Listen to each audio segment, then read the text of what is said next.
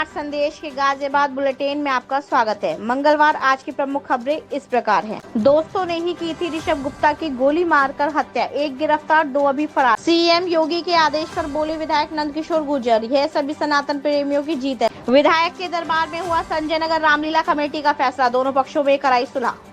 OBC समाज करेगी राहुल गांधी के आवास पर घेराव, 26 सितंबर को होगा बड़ा प्रदर्शन। गाजियाबाद डेंगू मुक्त गाजियाबाद को लेकर डीएम ने स्वास्थ्य विभाग के साथ अहम बैठक। कलश यात्रा से शुरू हुई गोविंदपुरम के संकट मोचन मंदिर में श्रीमद् भागवत कथा 29 सितंबर तक चलेगी।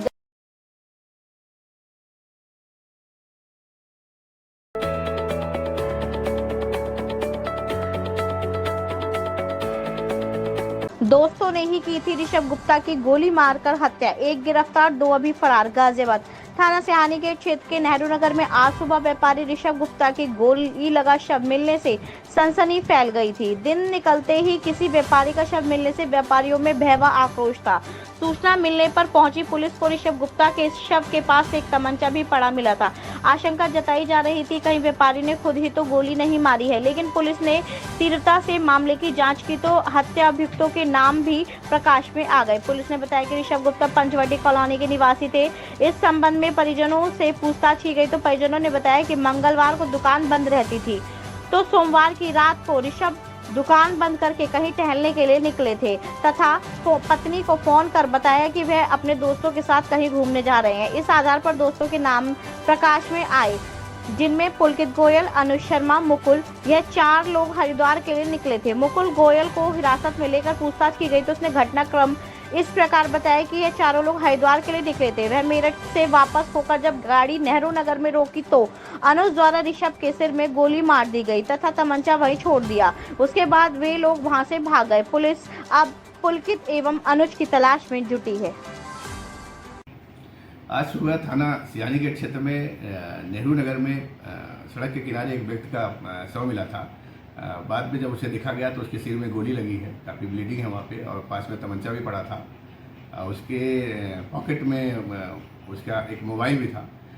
बाद में उस मृतक व्यक्ति की पहचान ऋषभ गुप्ता निवासी पंचवटी के रूप में हुई, और इस संबंध में जब परिजनों से पूरी पूछताछ की गई तो परिजनों ने बताया कि चूँकि मंगल को दुकान बंद रहती है तो सोमवार को रात में वो कहीं न कहीं दुकान बंद करके टहलने के लिए निकल जाते हैं।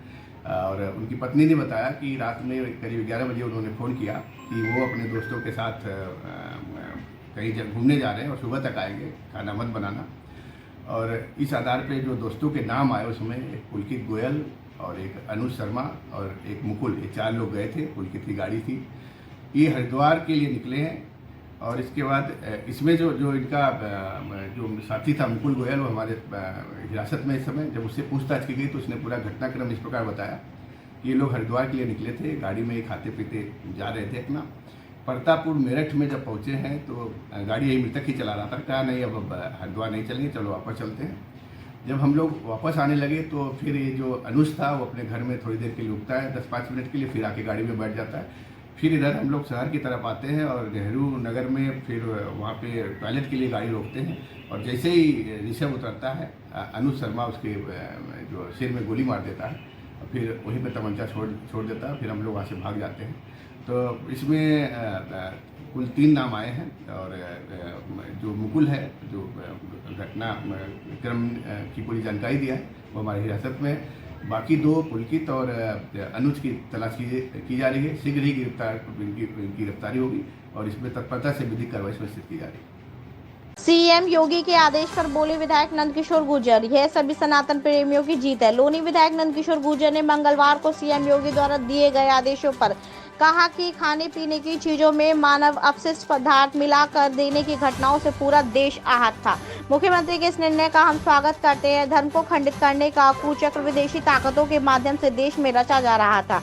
इस तरह की घटनाओं को लेकर हाल ही में लोनी में सर्व समाज की एक महापंचायत हुई थी, जिसमें हजारों की संख्या में लोग शामिल हुए थे। मुख्यमंत्री ने प्रदेश में सभी होटलों, ढाबों, रेस्टोरेंट आदि संबंधित प्रतिष्ठानों की गहन जांच के निर्देश दिए हैं। खान पान के प्रतिष्ठानों पर संचालक, प्रोप्राइटर, मैनेजर आदि के नाम और पता प्रमुखता से डिस्प्ले किए जाने और खाद्य सुरक्षा एवं मानक अधिनियमों में लोगों के हित में संशोधन के आदेश दिए जाएं, जो ऐतिहासिक हैं।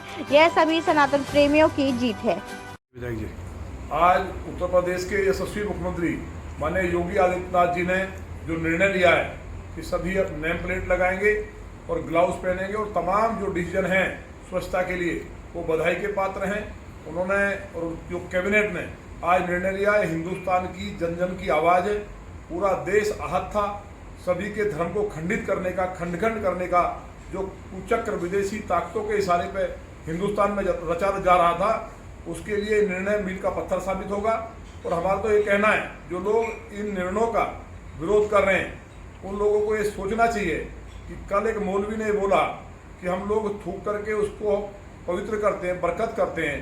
कोई उनके अंदर इस तरह का कहीं कोई एक फिरका है जो इस तरह की हरकत करता है, तो ये कहीं ना कहीं उनके यहाँ इफ्तार पार्टी में गए होंगे, उसमें भी थूका गया होगा, मूत्र मिलाया गया होगा।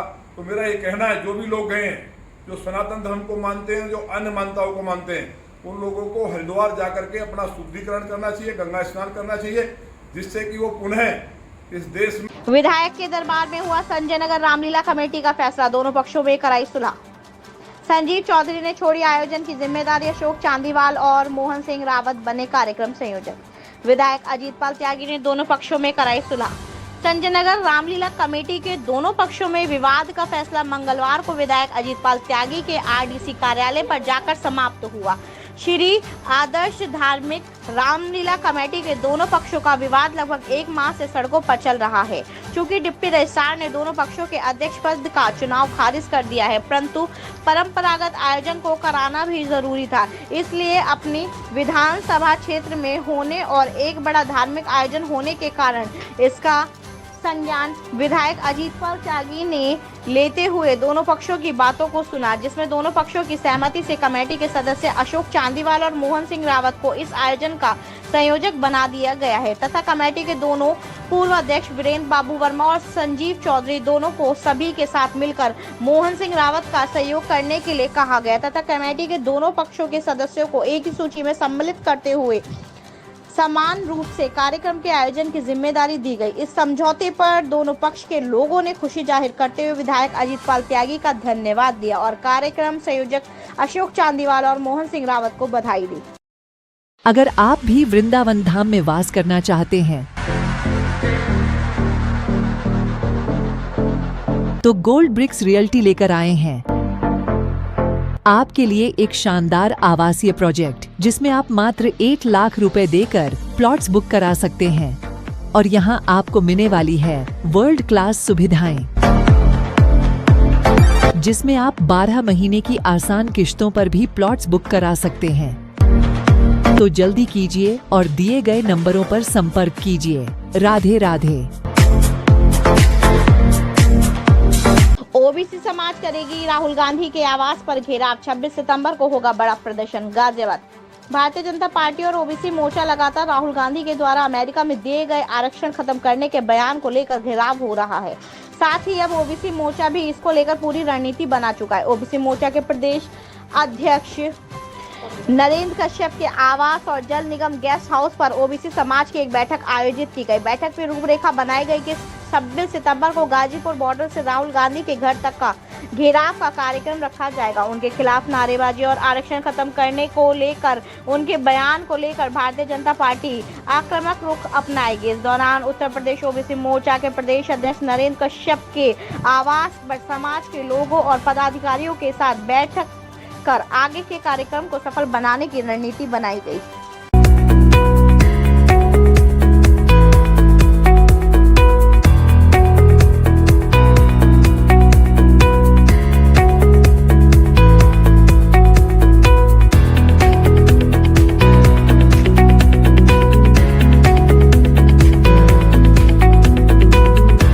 डेंगू मुक्त गाजियाबाद को लेकर डीएम ने स्वास्थ्य विभाग के साथ अहम बैठक। कहा, बीमारी से लड़ना जरूरी और बीमारी के प्रति जागरूकता होना बेहद जरूरी। गाजियाबाद। महात्मा गांधी सभागार कलेक्ट्रेट गाजियाबाद में संचारी रोग नियंत्रण अभियान 1 से 31 अक्टूबर 2024 एवं दस्तक अभियान 11 से 31 जुलाई 2024 हेतु जिलाधिकारी इंद्र विक्रम सिंह की अध्यक्षता में प्रथम अंतर विभागीय बैठक आहूत हुई।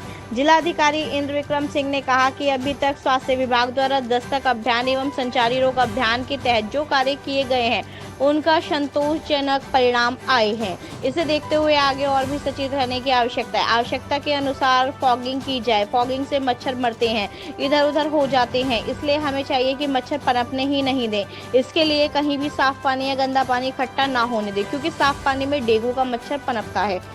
संचारी अभियान और दस्तक अभियान का परिणाम लोगों को स्वास्थ्यदायक व जीवनदायक होना चाहिए। यही हमारा मकसद होना चाहिए। बीमारी लोगों को ठीक होने की जानकारी एवं दवा दें और स्वस्थ लोगों को बीमार ना हो सके इसलिए जागरूक करें।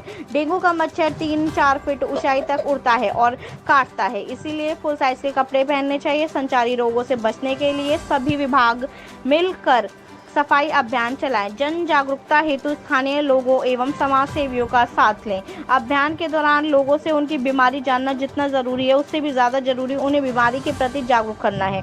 डेंगू मुक्त गाजियाबाद में आम जन का सहयोग बेहद जरूरी है।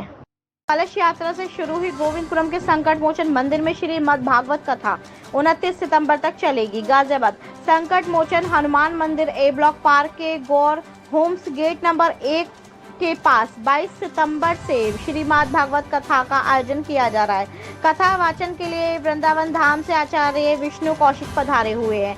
कथा का प्रारंभ 22 सितंबर को 501 कलश यात्रा से हुआ था, जिसको महिलाओं ने अपने सिर पर धारण कर रखा था। कथा का समय दोपहर 3 बजे से शाम को 7 बजे तक कथा 29 सितंबर को तक चलेगी। कथा में जोशी आचार्य व कुंडली विशेषज्ञ आचार्य करण शर्मा भी पधारे हुए हैं। आज आचार्य श्री विष्णु कौशिक ने अपने कथा में अनेक प्रसंग सुनाए।